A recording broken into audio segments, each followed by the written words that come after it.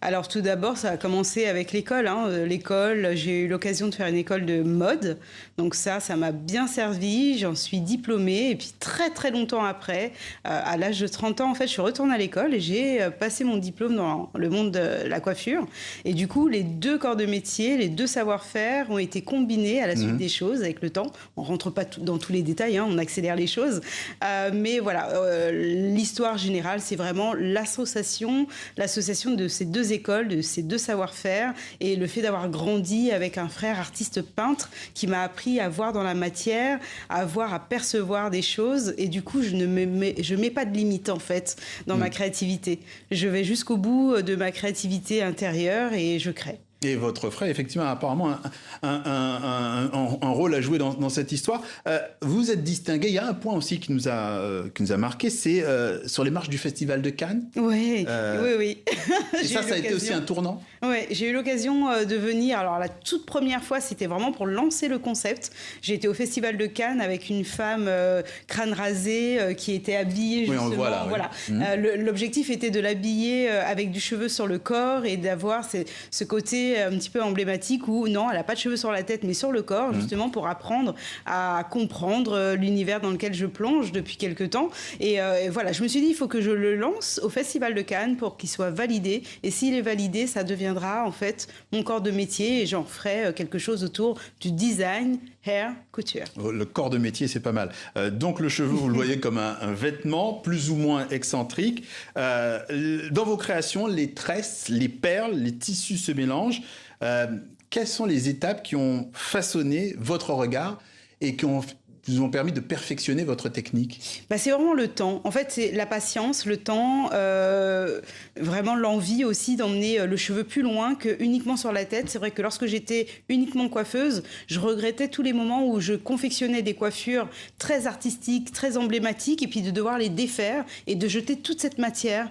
Je trouvais ça dommage. Et aujourd'hui, j'essaie de créer en fait des techniques qui se déposent de façon à les réutiliser. Donc aujourd'hui, je suis plutôt sur la réutilisation de cette matière première qu'on a énormément jetée, puisque nous, en tant que Noirs, on met beaucoup de rajouts, et qu'est-ce qu'on fait? On les jette au fur et à mesure. Et ça fait des tonnes de cheveux jetés, en fait. Je trouve ça dommage. Et moi, en tant que créatrice, du coup, je crée, je dépose, et je redépose, et je redépose. Et vous recyclez aussi un peu? Et je recycle, finalement, c'est du recyclage, parce que je fais de la récupération de cheveux que je réutilise, en fait, sans limite. Mais la récupération de cheveux, vous dites, vous travaillez sur des cheveux naturels ou synthétique, ou les deux? Les deux. Alors c'est vrai que là, depuis quelque temps, je suis essentiellement sur le cheveu synthétique parce qu'il est extrêmement difficile de trouver du vrai cheveu naturel crépus.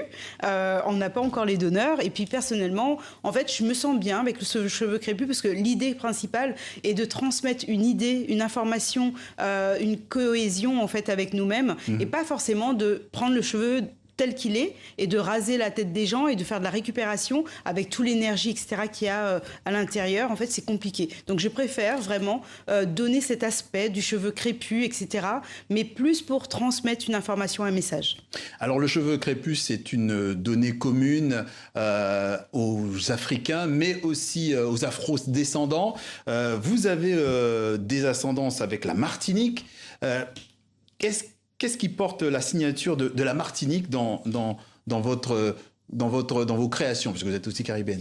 Je pense que inconsciemment, je fais les choses, c'est-à-dire moi j'englobe plein d'informations, je récupère toutes ces informations en moi. J'ai été élevée avec une famille bien martiniquaise comme il se doit. Je suis née là-bas, mais j'ai pas grandi là-bas. Je n'ai pas la culture pure. Mais je pense que voilà, j'absorbe les choses et je constitue des choses autour de tout ça. Je me définis pas. Mes créations ne sont pas purement martiniquaises ou purement de l'Afrique ou purement de l'Égypte ou etc. Je pense que c'est un tout. Et je ne réfléchis pas. Moi, ce que je veux ressortir là-dedans, c'est nous. Point. Sans se dire Martinique, Guadeloupe, Antilles, Afrique ou autre. C'est nous. Justement, votre nouveau projet s'appelle Divinity of Black. C'est bientôt. Quelle est l'ambition?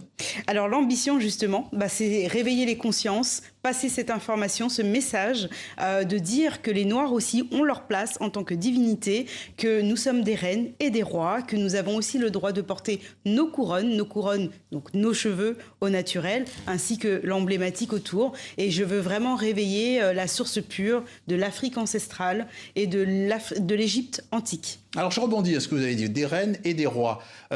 C'est essentiellement des filles. Hein, Attention, les rois arrivent. Ouais, d'accord. Ils vont arriver pour le show de lundi. D'accord. Voilà, nous avons des super gardiens en fait qui vont entourer et encercler la reine. Et là, c'est la toute première fois que j'inclus des hommes. Ouais. D'accord. Et pour vous, c'était quoi? C'était audacieux ou pas du tout? Ouais, de mettre des hommes, ouais, carrément, parce qu'en fait, moi, c'est la femme qui me porte au cœur et qui me parle. Donc, c'est vrai que j'ai toujours mis la femme au plus haut et je l'ai toujours couronnée. Et c'est vrai que je me dis, mince, tout le temps, on me demande et l'homme, et l'homme, et l'homme. Et je me suis dit, on vous l'a posé la question. Ah oui, oui, ça c'est sûr. Mais pour moi, voilà, il fallait ce temps, il fallait que je m'adapte, il fallait que ça vienne de moi-même. Ouais. Alors, vous êtes jeune, mais vous pensez déjà à la transmission. Vous donnez des masterclass sur les réseaux sociaux, vous formez des jeunes. Que voulez-vous qu'ils et elles retiennent avant tout de votre approche?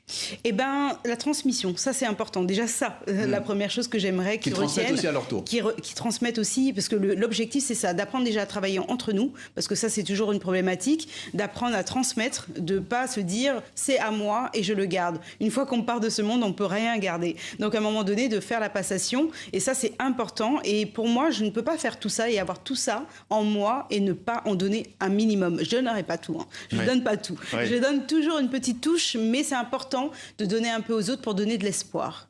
Très rapidement, parce qu'il ne nous reste plus beaucoup de temps, est-ce que vous voulez explorer de nouvelles matières pour travailler justement sur le cheveu? Alors moi, je suis très ouverte. Je suis extrêmement ouverte. On m'a parlé aussi du cheveu qui a été fait à base de plantations d'ananas, de bananes, etc. J'ai testé, donc je suis très ouverte. Je suis pour les tests en tout genre. Ouais. Divinity of Black, c'est bientôt, vous nous avez dit. Hein. Voilà, Divinity of Black, on se retrouve lundi à Porte de Versailles, au MCB, et après Paris, à La Réunion. Oui, là, en fait, on fait une espèce de tournée. Donc à Paris, c'est lundi. Du coup, à 13h40, il faut prendre son billet sur le site MCB. D'accord. Et ensuite, il y a d'autres projets. Et après, on va sur l'île de La Réunion. Et l'objectif, en fait, c'est de faire une tournée. Donc, pour ceux qui veulent voir Divinity of Black, on est ouvert. Et vous envisagez peut-être sur l'Afrique? Ah ben bien sûr, il y a intérêt. Donc là, je fais appel, justement. J'espère bien pouvoir venir avec toute cette divinité et en prendre aussi sur place, parce que l'objectif, c'est de recueillir toutes les femmes ou les hommes divins et divines.